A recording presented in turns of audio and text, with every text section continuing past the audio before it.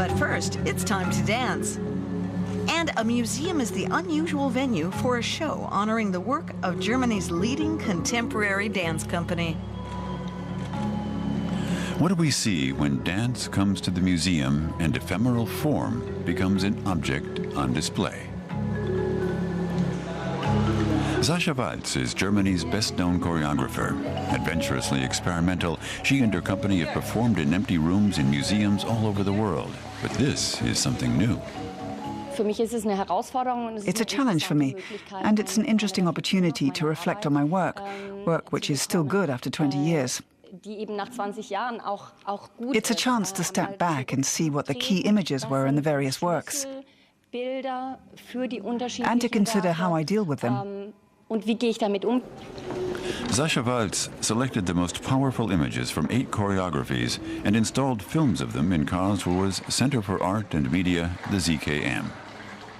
The aquarium is from one of her most successful pieces, the Baroque opera Dido and Aeneas by Henry Purcell.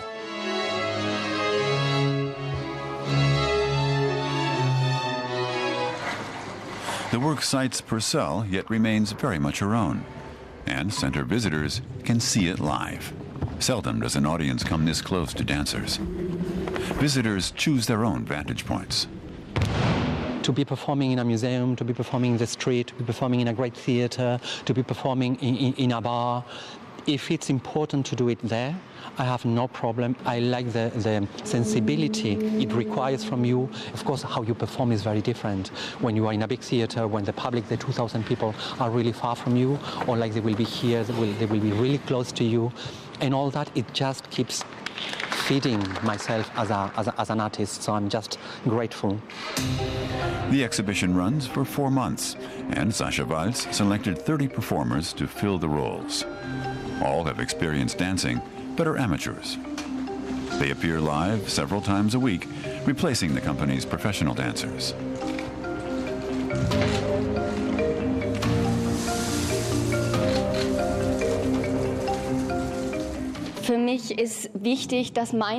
It's important to me that my idea is so clear and so striking that really almost anyone can do it.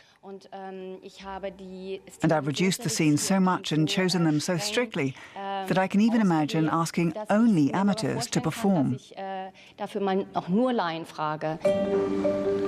Few of the amateur dancers have ever performed publicly in a major context before. The movements are not difficult, but some parts do demand particularly expert body control.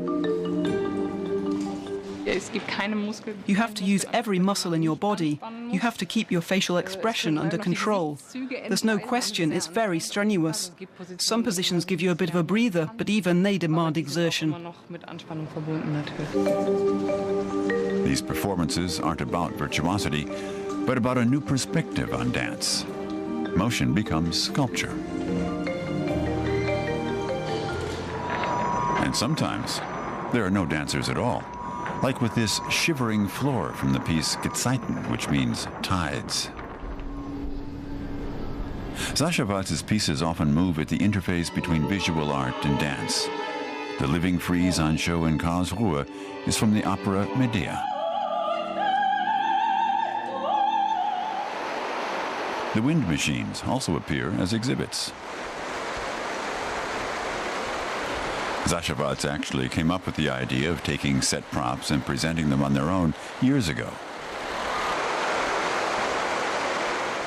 I worked on these installations between other projects, and a new project would always interrupt this work.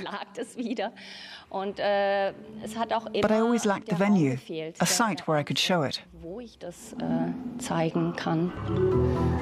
The Center for Art and Media in Karlsruhe offers space for large-scale works, but also for showcasing small details like Sascha Waltz's sketchbooks. The experiment is proving a success. With this exquisitely sensual exhibition in Karlsruhe, Sascha Waltz is making it clearer than ever that for her, dance, performance, stage sets, and visual art are inseparable.